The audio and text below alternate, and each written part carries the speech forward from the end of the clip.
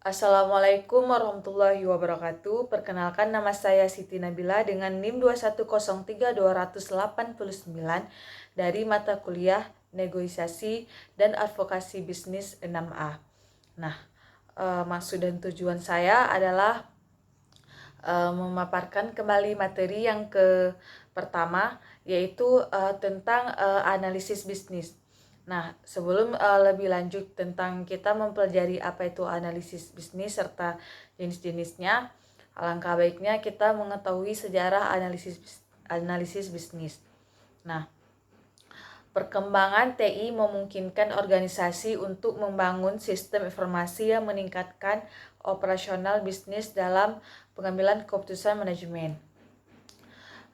Teknologi memungkinkan model bisnis baru melalui mekanisme komunikasi fleksibel yang memungkinkan organisasi lebih menjangkau pelanggan atau customer, menghubungkan sistem mereka dengan pemasok seperti supplier, serta mendukung operasional global. Teknologi juga memungkinkan pengembangan sistem informasi apabila dapat memenuhi kebutuhan bisnis dan memberikan layanan yang baik akan menjadi keunggulan bersaing atau competitive advantage, yaitu bagi sebuah perusahaan. Nah, selanjutnya itu ada perkembangan analisis bisnis. Yang pertama itu ada dampak outsourcing. Nah, organisasi ini menyerahkan pekerjaan TI kepada pihak luar atau IT service provider dengan pertimbangan efisiensi dan juga kepraktisan. Perlu juga komunikasi yang baik antara organisasi seperti orang bisnis dan tim outsource atau orang teknis. Selanjutnya itu ada bisnis analis atau BA, menjadi penjembatan komunikasi kepada pihak tersebut. Selanjutnya itu ada dua, yaitu keunggulan bersaing dengan TI.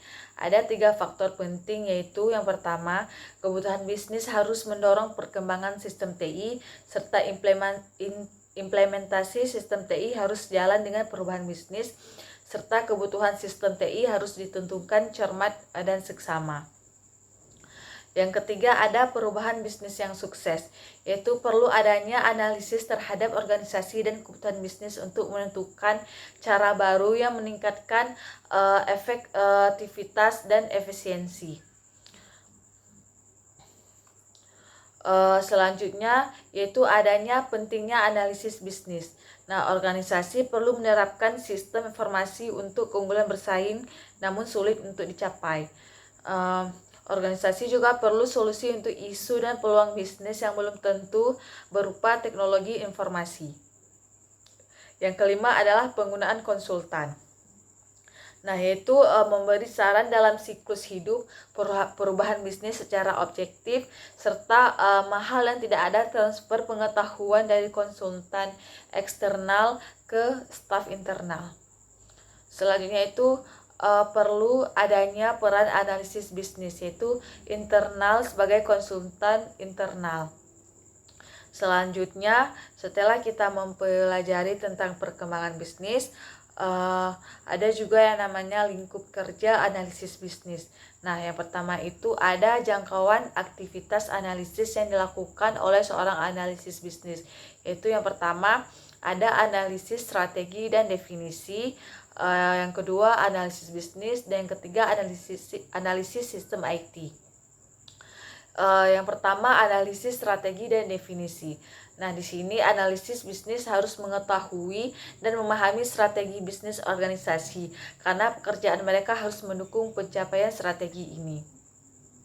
Yang kedua ada analisis sistem TI. Nah, analis sistem atau analis bisnis TI adalah disiplin TI yang bertanggung jawab untuk menganalisis dan menentukan kebutuhan sistem TI sebagai dasar untuk mengevaluasi atau mengembangkan sebuah sistem TI, yaitu input, proses, dan output.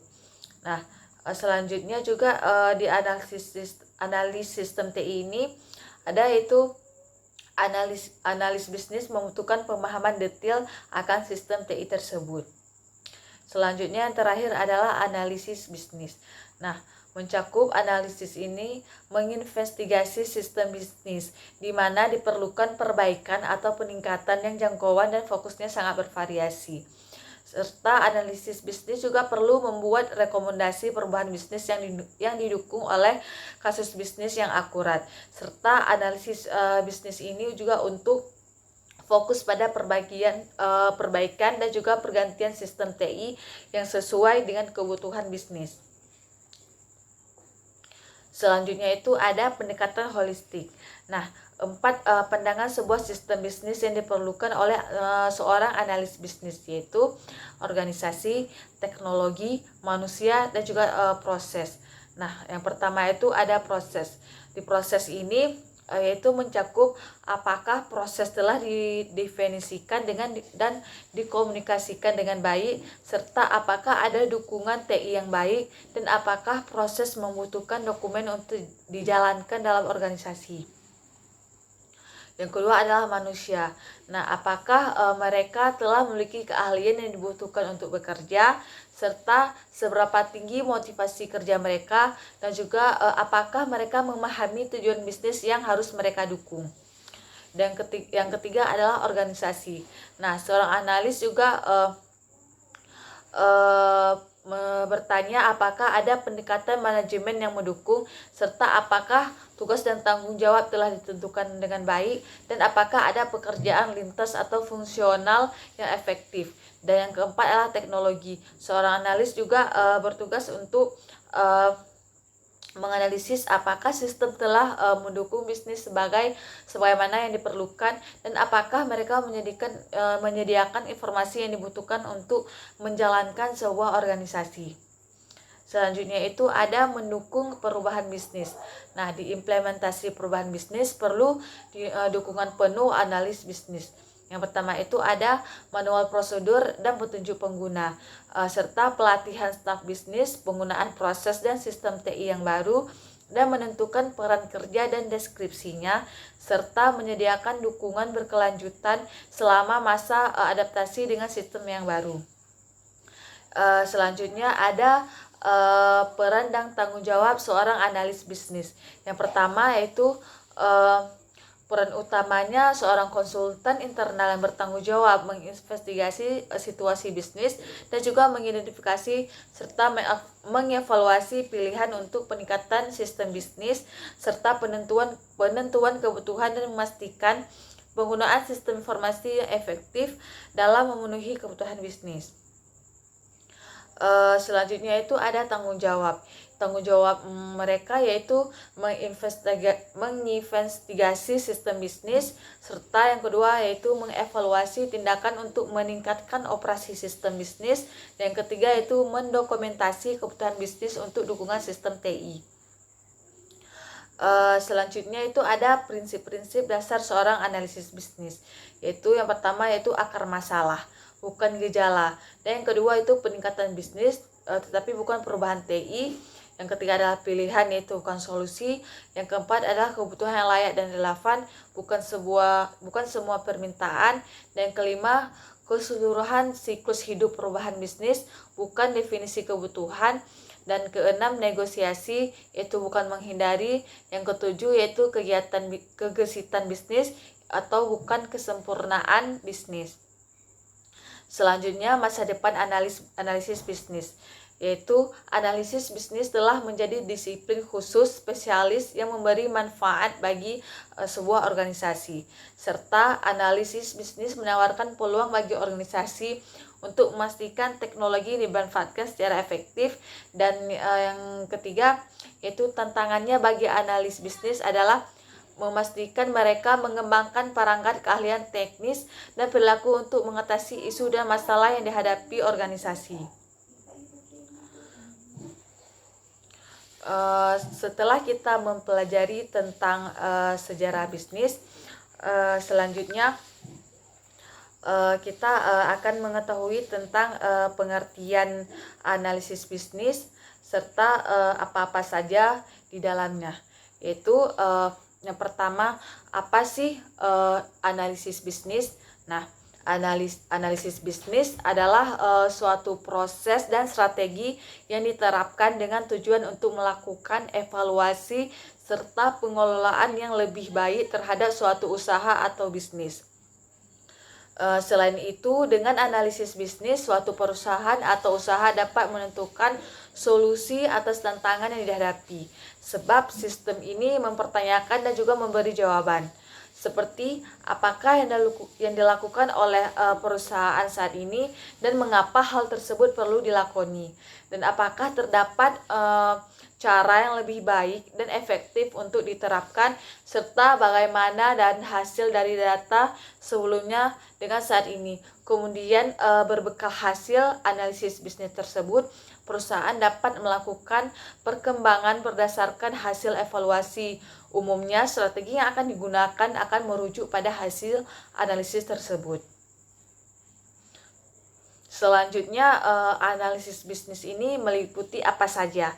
Nah, secara umum terdapat 5 jenis analisis bisnis yang digunakan oleh para pelaku bisnis. Yang pertama itu yang sering kita jumpain adalah analisis SWOT. Nah, sering kita dengar analisis SWOT ini adalah atau Strength, Weakness, Opportunities, dan Threats, merupakan jenis studi yang paling umum digunakan oleh para pelaku bisnis. Nah, sebab pada analisis ini pembisnis dapat mempertimbangkan dan mengetahui faktor yang mempengaruhi secara internal dan secara eksternal. Pada dasarnya, strength dan weakness merupakan dua faktor yang dipengaruhi dari sisi internal, sedangkan threat dan opportunities berkaitan dengan faktor eksternal. Yang kedua, jenis business process modeling. Business process modeling adalah sebuah proses pendekatan analisis bisnis selama masa analisis suatu proyek untuk mengidentifikasi ketimpangan yang terjadi antara proses bisnis saat ini dan masa depan. Adanya 4 langkah pada teknik ini, yaitu yang pertama perencanaan secara strategis, analisis model bisnis, serta uraian dan rancang prosedur, dan terakhir evaluasi teknis solusi bisnis dan juga tingkat lanjut. Yang ketiga ada analisis MOS. MOS adalah suatu kerangka kerja yang kompeten untuk analisis bisnis. Selain itu, jenis ini menjadi salah satu teknik pemodelan yang efektif untuk mengidentifikasi kemampuan suatu organisasi. Kemudian metode ini juga memerlukan analisis internal secara menyeluruh terhadap tujuan organisasi dalam rangka menyusun strategi untuk mencapainya. Berikut adalah definisi dari MOS. Yaitu yang pertama terdiri dari mission atau misi, yaitu apa tujuan yang hendak dicapai oleh sebuah perusahaan, dan O atau objektif, yaitu tujuan. Apa tujuan utama yang mendukung misi, serta strategi. Apa pilihan yang terjadi dalam rangka meraih tujuan tersebut, dan terakhir adalah taktik. Apa metode yang diterapkan perusahaan untuk menjalankan strategi atau taktik-taktik tersebut. Yang keempat, ada analisis PESTEL, atau yang dikenal dengan juga sebagai PES, adalah teknik analisis yang digunakan untuk menghadapi persoalan lingkungan yang berkaitan dengan bisnis. Cara kerja dari metode ini yaitu dengan menganalisis dan juga mempelajari berbagai faktor seperti politik, ekonomi, sosiologi, teknologi, hukum, dan juga lingkungan. Nah, kemudian setelah analisis dilakukan, perusahaan pun dapat dengan lebih mudah membangun dan menyusun rencana strategis untuk mengatasi tantangan atau permasalahan yang berkaitan dengan lingkungan. Yang kelima ada CAT-U, adalah jenis analisis bisnis yang meliputi customer, actors, transformation, process, worldview, owner, dan juga environmental. Nah, metode ini diterapkan untuk mengidentifikasi secara menyeluruh bagaimana setiap pilihan, tindakan, dan keputusan dapat berpengaruh pada berbagai pihak. Berikut adalah definisi dari CAT-U itu tersendiri. Itu yang pertama ada customer. Nah, siapa saja yang meraih keuntungan dari bisnis serta aktor. Siapa saja pihak yang terlibat dalam proses tersebut dan juga transformation proses. Transformasi esensial dari sistem yang ada dan world view, bagaimana situasinya secara keseluruhan dan dampaknya, serta owner, siapa pemilik dari sistem yang terdampak dan bagaimana kaitannya dengan mereka, serta yang terakhir adalah environmental, yaitu apa kendala yang dihadapi dan bagaimana pengaruh dari solusi yang telah diajukan. Selanjutnya itu ada apa sih itu pergerakan bisnis? Nah, penggerak bisnis adalah masukan dan aktivitas utama yang mendorong hasil operasional dan keuangan suatu bisnis. Contoh umumnya, pendorong bisnis adalah tenaga penjualan, jumlah toko, lalu lintas, situs web, jumlah dan harga produk yang dijual, unit produksi, dan lain-lain untuk membuat pilihan internal mengenai strategi bisnis atau membangun model keuangan untuk menilai perusahaan. Penting untuk mendapatkan pemahaman yang kuat tentang pendorong utama bisnis. Contoh penggerak bisnis yaitu faktor pendorongnya sangat bervariasi menurut industri. Namun semuanya dapat ditentukan menggunakan jenis analisis akar permasalahan yang sama. Berikut adalah daftar pendorong bisnis yang umum kita jumpai. Yang pertama itu ada jumlah toko atau lokasi, ukuran rata-rata yaitu kaki persegi atau per lokasi, jumlah produk yang terjual atau volume, serta harga produk atau yang dijual, jumlah tenaga penjualan, efektivitas tenaga penjualan, volume lalu lintas ke situs web, tingkat konversi lalu lintas ke situs web, tingkat produksi untuk manufaktur, tingkat efisiensi waktu henti, biaya energi dan listrik, sewa dan ruang kantor, gaji dan upah karyawan, komisi, biaya dan biaya penjualan lainnya, serta nilai tukar mata uang asing. Dan yang terakhir adalah harga komoditas, misalnya minyak, tembaga, pulp, karet, dan juga lain-lain. Nah, bagaimana menentukan apa yang menjadi pendorong bisnis tersebut? Nah, penggerak berdampak pada semua aspek keuangan bisnis, pendapatan, pengeluaran, dan biaya modal dalam mengidentifikasi apa yang menjadi pendorong utama. Penting untuk melakukan jenis analisis penyebab utama. Mulailah dengan melihat laporan keuangan perusahaan dan ajukan pertanyaan apa yang mendorong item baris ini. Mari kita ambil pendapatan sebagai contoh. Nah, yaitu T. Untuk perusahaan retail fisik, misalnya perusahaan pakaian yoga, apa yang mendorong pendapatan tersebut? Dan A. Volume produk yang terjual dikalikan dengan harga rata-rata, serta T. Apa yang mendorong volume? Dan A. Jumlah produk dan jumlah tenaga penjualan, serta T. Apa yang mendorong jumlah tenaga penjualan, dan juga A. Jumlah toko dan ukuran toko, dan juga T. Apa yang mendorong jumlah toko, dan terakhir adalah J. Ini adalah penggerak bisnis inti. Ini adalah keputusan operasional dan modal untuk membuka lebih banyak toko atau tidak. Jadi tidak ada yang mendahuluinya. Proses ini harus diulangi untuk setiap item baris pada masing-masing tiap laporan keuangan. Setelah selesai, ambil daftar driver dan tentukan mana yang paling penting untuk menjadi fokus. Hal-hal inilah yang akan berdampak pada bidang utama bisnis dan mempunyai pengaruh terbesar terhadap hasil. Selanjutnya itu memantau dan meningkatkan kinerja baris. Maksud saya kinerja bisnis. Nah, setelah mendorong bisnis yang penting telah diidentifikasi atau menggunakan proses yang di atas, penting untuk memantau hasil bisnis ini dan membuat keputusan strategis untuk meningkatkan kinerja di masa depan. Nah, melanjutkan contoh di atas, setelah jumlah toko diidentifikasikan sebagai pendorong bisnis utama, penting untuk melacak metrik tersebut beserta ukuran setiap toko, jumlah tenaga penjualan per toko, volume dan harga per toko, dan akhirnya pendapatan dengan melacak semua angka-angka ini. akan memungkinkan untuk membantu seberapa efektif strategi penambahan toko baru dibandingkan dengan faktor pendorong lain seperti penambahan tenaga penjualan, kenaikan harga, atau penyediaan inventaris yang lebih beragam. Selanjutnya itu melaporkan penggerak bisnis. Nah, bagi profesional manapun yang bekerja di bidang perencanaan dan analisis keuangan atau VBNA, yaitu sebagai pekerjaannya adalah melaporkan pendorong bisnis utama bagi bagan grafik dan label. Setelah dikumpulkan, tugas analis keuangan adalah menyajikannya dengan cara yang mudah dipahami. Metode yang populer adalah dengan membuat dashboard yang merangkum metrik utama dalam bisnis.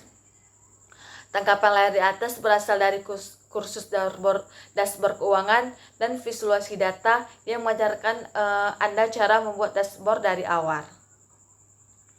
Selanjutnya itu aplikasi dalam pemodelan dan penilaian keuangan.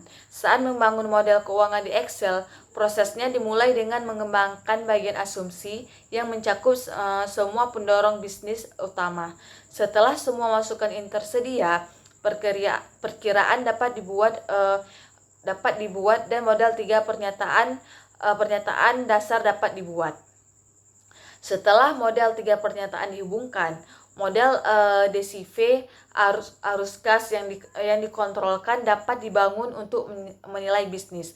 Permodelan tingkat lanjut seperti analisis sensitivitas, struktur pembiayaan, dan juga transaksi seperti merger dan akuisisi juga dapat dilakukan untuk mempelajari lebih lanjut. Lihat kursus permodelan keuangan tersebut.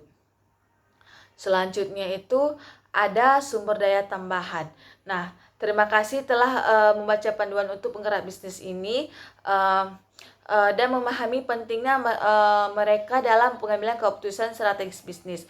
Untuk terus mempelajari dan mengembangkan keterampilan sumber daya keuangan tambahan berikut berguna, yaitu keunggulan kompetitif, strategi perusahaan, bagaimana 3 laporan keuangan tertaut, panduan permodelan keuangan gratis, lihat semua sumber permodelan keuangan, dan lihat semua sumber penilaian.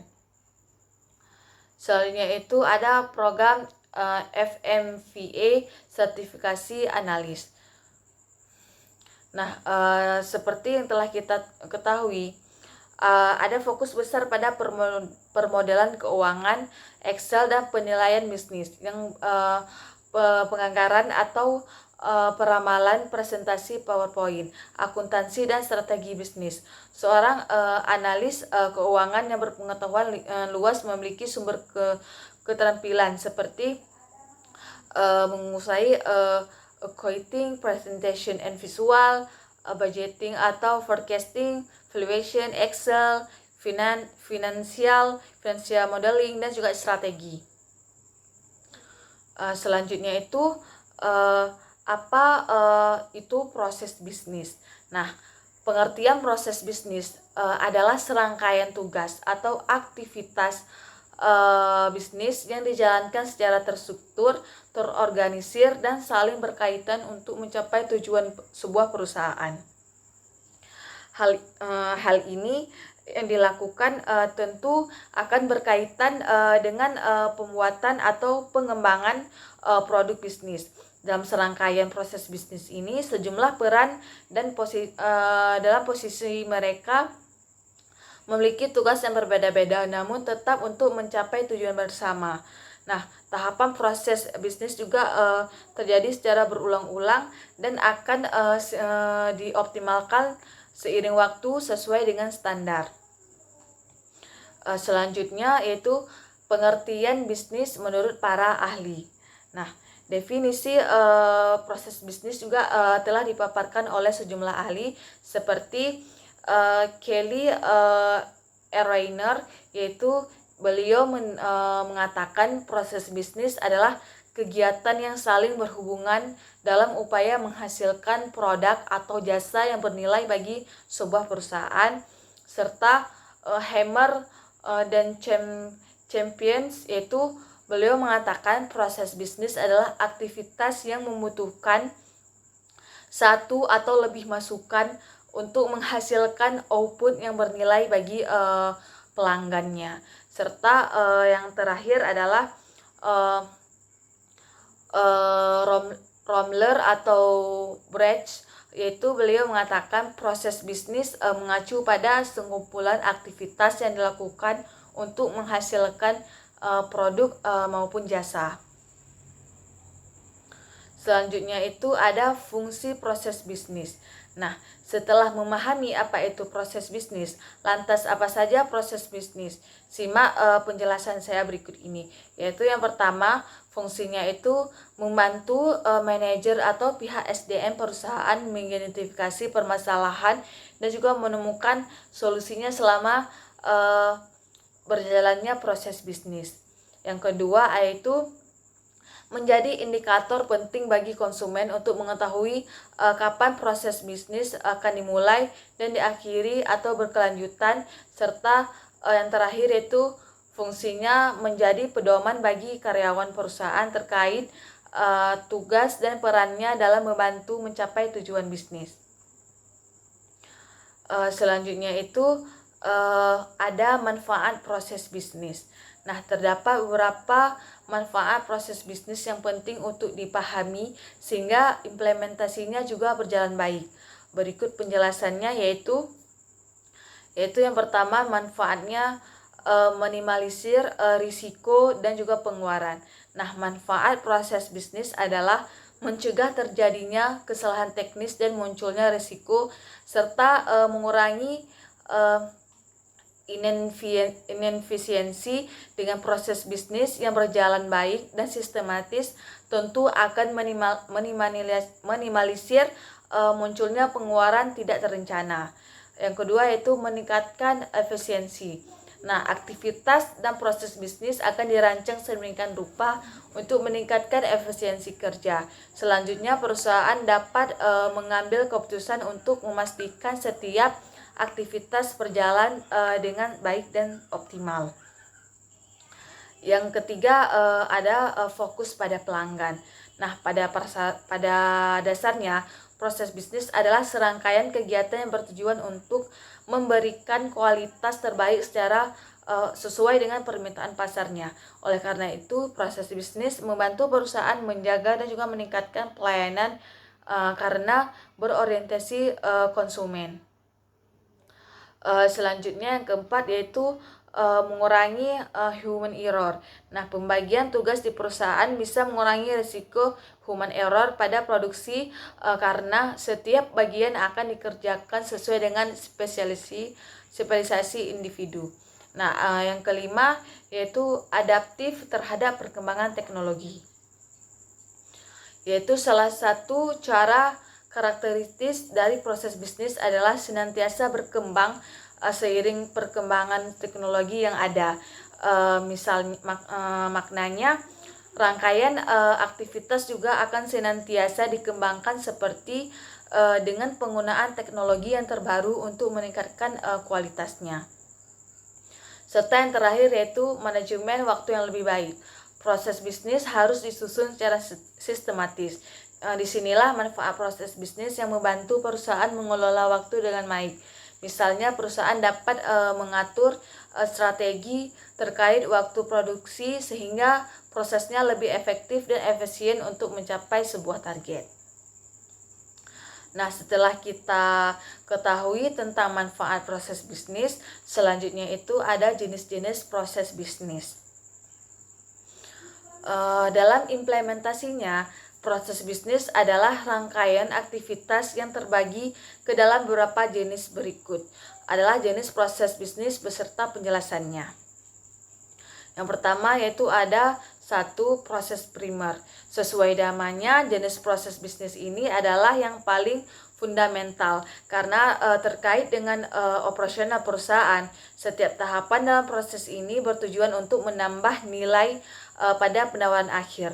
Terdapat 3 tahap dalam proses primer, yaitu produksi, pemasaran, dan juga pelayanan pelanggan. Yang kedua yaitu sekunder, yaitu pada proses sekunder, aktivitas yang dilakukan untuk menambah nilai melainkan mempersiapkan lingkungan proses ini akan mendukung aktivitas primer. Hal ini dilakukan sehingga aktivitas primer tetap berjalan dengan baik dan lancar. Proses sekunder tetap harus berpedoman sesuai dengan operasional sebuah perusahaan. Yang ketiga yaitu proses manajemen. Nah, di jenis proses bisnis ini yang terkait adalah proses manajemen yang melibatkan aktivitas pengawasan atau pemantauan. Tahapan inilah yang mengatur standar dan tujuan untuk memastikan proses primer dan sekunder berjalan dengan efisien serta efektif. Selain itu, proses manajemen berfungsi juga untuk mengatur bisnis melalui perencanaan taktis, operasional, dan juga strategis. Selanjutnya ada tahapan proses bisnis. Nah, pelaksanaan proses bisnis dalam perusahaan terdiri dari sejumlah tahapan. Berikut adalah proses bisnis. Tahapan pada proses bisnis yang pertama itu ada analisis kegiatan. Di analisis kegiatan pertama, tahapan proses ini adalah melakukan analisis untuk mengidentifikasi tugas atau aktivitas apa saja yang diperlukan dan dilakukan dalam periode tertentu. Penting untuk memastikan analisis telah dilakukan dengan tepat sehingga sesuai dengan tujuan dan juga kebutuhan perusahaan. Yang kedua yaitu pengambilan keputusan. Setelah mengetahui apa saja yang perlu dilakukan, tahapan proses bisnis selanjutnya adalah membuat dan mengambil keputusan. Hal tersebut biasanya berkaitan dengan penentuan biaya operasional, proses dan pembagian peran untuk kelancaran aktivitasnya. Yang ketiga adalah implementasi. Tahapan pelaksanaan mengacu pada implementasi rencana atau strategi yang telah disusun di tahap sebelumnya. Dengan demikian, rencana yang dibuat tidak hanya untuk hanya menjadi sebuah wacana saja. Yang keempat adalah evaluasi. Seperti apa yang dijelaskan sebelumnya, bahwa proses bisnis adalah aktivitas berulang dan dilakukan secara terus-menerus dengan perbaikan seiring waktu. Perbaikan yang dilakukan tentu diperoleh dari evaluasi baik secara parsial maupun holistik. Ada beberapa hal yang bisa terjadi menjadi poin dari evaluasi. Salah satu diantaranya adalah kinerja karyawan. Dengan demikian, perusahaan juga bisa menilai bagian yang perlu diperbaiki. Yang selanjutnya itu contoh pada proses bisnis.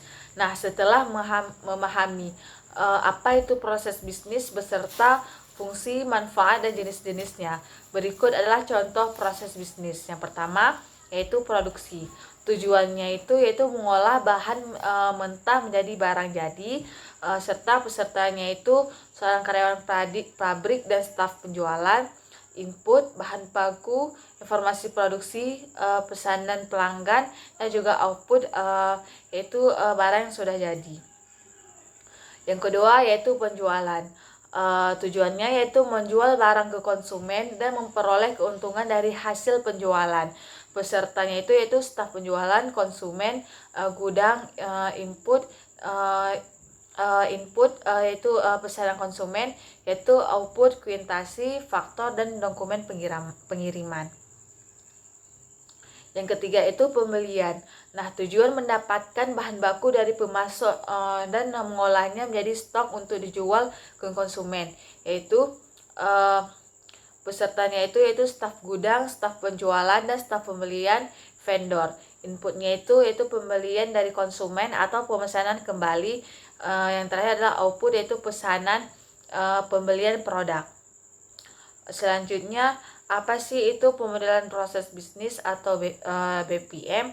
Yaitu permodelan bisnis atau proses bisnis adalah representasi analitis atau sekedar ilustrasi proses bisnis suatu organisasi. Proses permodalan merupakan komponen yang penting untuk manajemen proses bisnis yang efektif. Perangkat lunak permodalan proses memberikan representasi analitis dari proses apa adanya dalam suatu organisasi dan membedakannya dengan proses yang akan terjadi agar lebih efisien. Banyak permodalan proses bisnis yang akhirnya menghasilkan sesuatu proses yang efisien. Nah, selanjutnya itu mengapa menggunakan permodalan proses bisnis sih? Yaitu alasannya langkah pertama adalah permodalan sebenarnya adalah pena dan kertas. Namun untuk benar-benar menjalankan proses bisnis, Anda perlu mendigitalkan proses tersebut sedemikian rupa sehingga mesin alur kerja dapat memahaminya. Perangkat lunak permodalan proses bisnis memungkinkan Anda untuk mengimplementasikan proses Anda dalam cara digital yang kemudian dapat ditransfer ke proses otomatis langsung. Ada banyak manfaat permodalan proses bisnis, yaitu mencakup memberi semua orang pemahaman yang jelas tentang cara kinerja proses, memberikan konsistensi dan mengontrol proses, mengidentifikasi dan menghilangkan redundansi dan inefisiensi, serta menetapkan awal dan akhir proses yang jelas. Permodalan proses bisnis juga dapat membantu Anda mengelompokkan proses serupa dan mengantisipasi cara pengoperasiannya. Tujuan utama dari alat permodalan proses bisnis adalah untuk menganalisis keadaan saat ini dan mensimulasikan bagaimana hal tersebut harus dilakukan untuk mencapai hasil yang baik. Selanjutnya itu teknik permodalan proses bisnis. Nah, permodalan proses bisnis dapat diungkapkan melalui diagram alur, program, hypertext atau script. Tidak hanya ada satu cara untuk menetapkan permodalan proses bisnis. Sebenarnya Anda dapat memilih dari 12 teknik. Berikut adalah beberapa teknik permodalan proses bisnis yang paling umum. Yang pertama yaitu notasi permodalan proses bisnis, yaitu BPMN yang disingkat dengan BPMN. Nah, BPM ini telah menjadi sintaks standar yang digunakan oleh analis proses dan mereka yang membuat alat permodalan bisnis. Ini adalah penggunaan garis panah dan bentuk geometris yang relatif sederhana yang semuanya mengomunikasikan aliran dan nuansa proses. Konsultan proses dapat melihat model BPMN 20 ini dan mengetahui secara pasti bagaimana modal tersebut berfungsi. Pada akhirnya, ketika perusahaan tersebut mengirimkan produknya dan menjalankan mesin pemasarannya, BPMN akan menjadi standar yang tidak perlu dipertanyakan lagi untuk permodalan dan pelaksanaan proses. Namun saat ini kita masih berada di antara berita dan kenyataan. Bruce Silver, konsultan proses dan penulis buku metode dan gaya BPMN, tidak langsung namun BPMN 20 masih merupakan bahasa yang dipelajari dan meskipun relatif sederhana, tidak langsung intuitif bagi pengguna bisnis pada umumnya. Ini adalah alat yang hebat untuk konsultan proses, namun tidak berguna bagi mereka yang ingin membuat aplikasi sendiri. Yang kedua yaitu notasi proses universal. Daripada harus mempelajari bahasa baru, sistem yang telah intuitif adalah Universal Process Notation atau UPN. UPN ini menyediakan kotak sederhana untuk setiap tugas yang harus diselesaikan. Kotak tersebut menunjukkan apa yang terjadi, apa yang ditugaskan padanya, dan kapan hal ini terjadi secara berurutan. Hal ini sangat berguna bagi TI untuk merancang dan juga menganalisis proses bagi manajemen untuk mematuhi norma-norma bisnis, dan yang lebih penting bagi pengguna bisnis akhir untuk memahami proses sebagaimana dimaksud cash flow menggunakan UPN dan juga dalam permodelannya.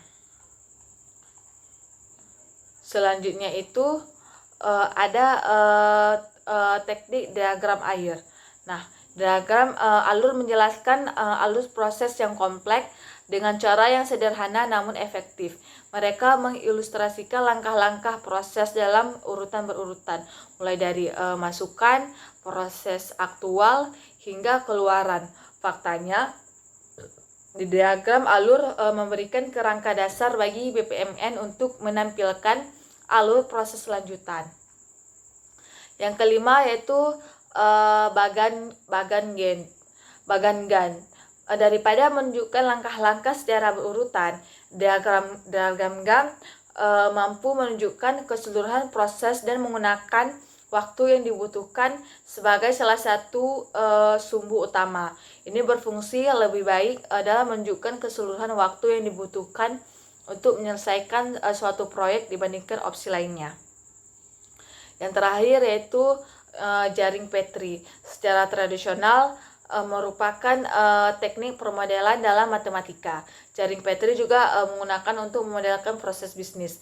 Jaring Petri mengklasifikasikan atau memberi kode warna pada langkah alur kerja yang kompleks, penggunaan dan rute dalam berbagai warna. Nah, selanjutnya apa sih yang dibutuhkan dalam perangkat lunak untuk pemodelan proses? Nah, kebanyakan BPM Sultes menyertakan alat permodelan proses bisnis di dalamnya. Namun beberapa memiliki modal sebagai aplikasi terpisah. Pemodel adalah salah satu elemen terpenting dalam BPMS.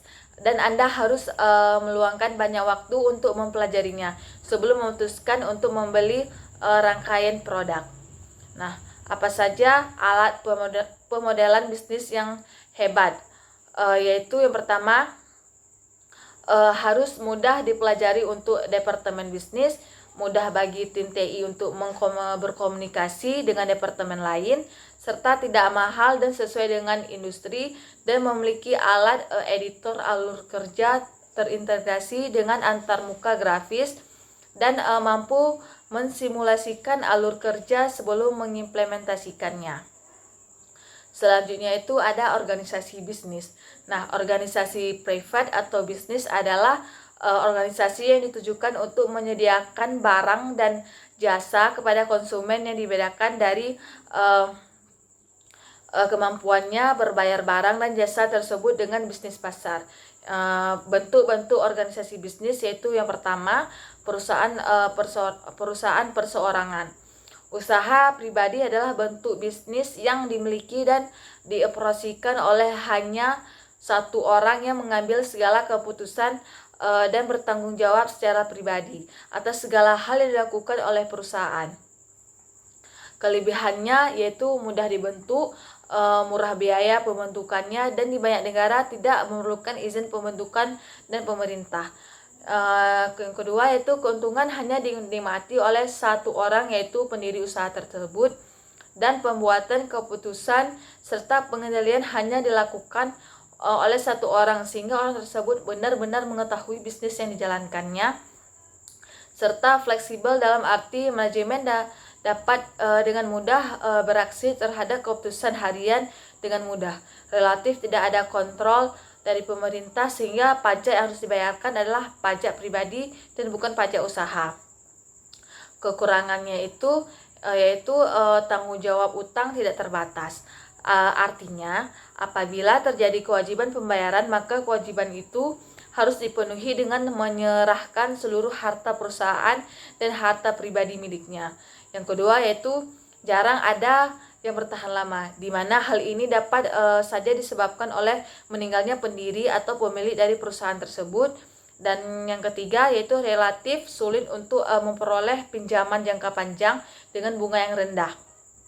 Serta yang terakhir yaitu relatif bergantung hanya pada pola pikir satu orang saja. Apabila orang ini tidak berpengalaman dalam bisnis, maka resiko kegagalan akan semakin sangat besar akan terjadi. Yang kedua yaitu perusahaan persekutuan. Nah, perusahaan persekutuan ini yaitu atau persekutuan yang Firna dan Komanditer merupakan bentuk organisasi bisnis di mana dua orang atau lebih bertindak sebagai pemilik dari perusahaan, sehingga tanggung jawab dan hak yang ada ditanggung oleh mereka. Firma adalah perseroan yang didirikan untuk menjalankan suatu perusahaan di bawah satu nama bersama, di mana peserta-pesertanya langsung sendiri bertanggung jawab sepenuhnya kepada pihak ketiga. Sedangkan persekutuan komanditer atau CV adalah perseroan yang didirikan untuk menjalankan suatu perusahaan yang dibentuk oleh satu orang yang lebih sebagai pihak yang bertanggung jawab, yang renteng atau soldier, dan satu orang yang lebih sebagai pihak lain yang mempercayakan uangnya, yang menurut Lupiodi R dan Weck tahun 1998. Kelebihannya diantaranya modal tersedia banyak, meningkatnya kepercayaan kreditor, keahlian dan keterampilan bertambah, juga adanya kemungkinan untuk tumbuh dan berkembang. Kekurangannya adalah tanggung jawab tidak terbatas, umur yang terbatas, lemahnya pengendalian. Kekurangannya adalah tanggung jawab tidak terbatas, umur terbatas, dan lemahnya pengendalian. Yang ketiga yaitu perseroan terbatas. Nah, perseroan terbatas secara hukum dianggap sebagai suatu badan hukum terpisah dari individu-individu yang memilikinya.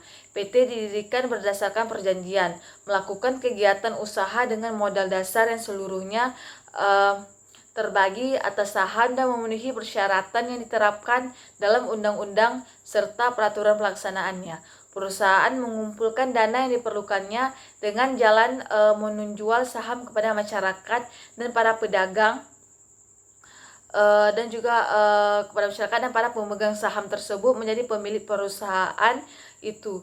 Jika perusahaan mendapatkan keuntungan, maka perusahaan yang akan memberikannya atas saham yang dibelinya atau dividen. Namun keuntungannya yang tidak dibagikan juga kepunyaan para pemilik. Tetapi biasanya keuntungan tersebut ditanamkan kembali ke dalam kegiatan perusahaan. Sebaiknya jika perusahaan dibubarkan, maka para pemegang saham bagi setiap aktiva yang tersisa setelah semua hutang dibayar. Selanjutnya itu ada struktur organisasi perusahaan. Adapun sistem yang digunakan untuk mendefinisikan hierarki dalam sebuah organisasi dengan tujuan menetapkan cara sebuah organisasi dapat beroperasi dan membantu organisasi tersebut dalam mencapai tujuannya ditetapkan di masa depan. Yaitu yang pertama, fungsi struktur organisasi perusahaan. Struktur organisasi memiliki fungsi yang penting, khususnya bagi pemimpin. Pada umumnya mencakup 3 hal fungsi struktur organisasi, yaitu yang pertama rantai komando, yang kedua memberi kendali terhadap tugas, dan yang ketiga penentuan pengambilan keputusan. Nah, selanjutnya itu ada manfaat struktur organisasi perusahaan. Fungsi dan manfaat struktur organisasi perusahaan secara garis besar mencakup beberapa hal diantaranya adalah yang pertama yaitu memperjelas hubungan kerja antar tim atau departemen atau bagian di perusahaan, memberikan deskripsi terkait dengan tugas dan peran setiap karyawan di perusahaan, menegaskan penjelasan terkait tugas pokok dan fungsi masing-masing karyawan, serta yang keempat yaitu struktur organisasi membantu perusahaan untuk menempatkan individu yang berpotensi dan memiliki kompeten sesuai dengan bidang serta keahliannya. Selanjutnya yaitu 9 tipe struktur organisasi perusahaan. Yang pertama yaitu sistem strukturnya itu functional organization struktur atau struktur organisasi fungsional, yaitu adalah salah satu jenis struktur organisasi yang paling sering dijumpai, di mana pembagian struktur berdasarkan fungsi pekerjaan umum. Struktur organisasi fungsional beroperasi melalui manajemen sehingga komunikasi terjalin secara lebih baik. Yang kedua yaitu product based divisional struktur atau struktur divisi berbasis produk, yaitu struktur divisi berbasis produk terdiri atas beberapa faktor fungsional yang lebih kecil setiap bagian dalam struktur divisi dan dapat memahami pemasaran. Tim penjualan sendiri dalam hal ini struktur divisi berbasis produk memiliki produknya masing-masing.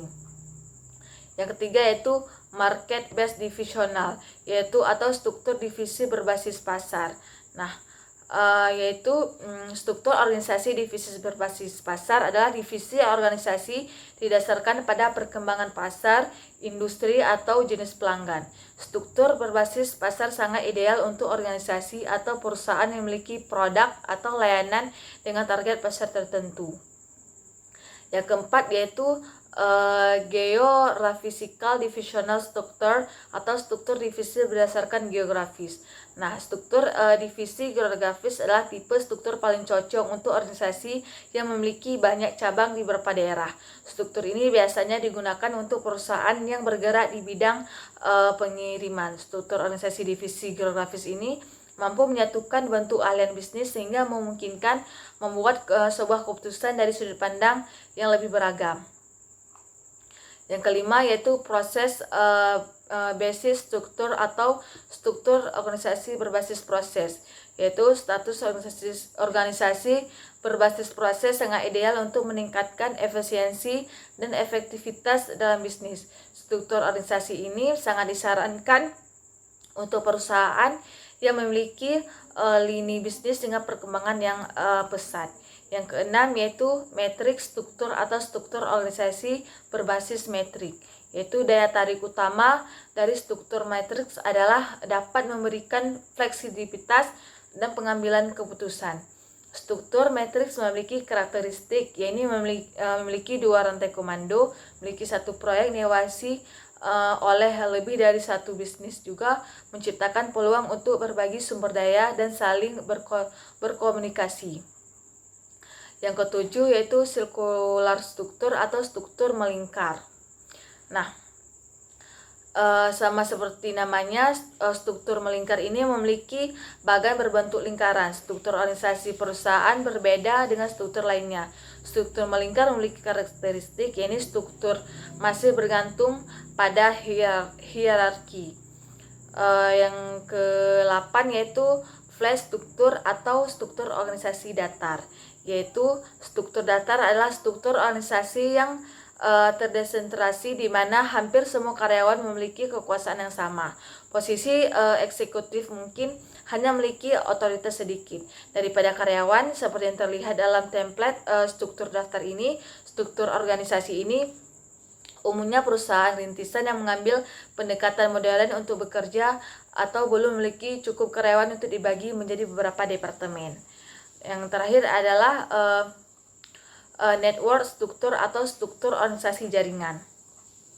Nah, struktur jaringan sangat cocok untuk perusahaan berskala besar, bahkan internasional. Pasarnya, struktur organisasi jaringan mengatur tidak hanya hubungan antar departemen di satu lokasi, tetapi hubungan di antara lokasi yang berbeda dari perusahaan. Pihak ketiga yang menerima tugas tertentu untuk dialihdayakan.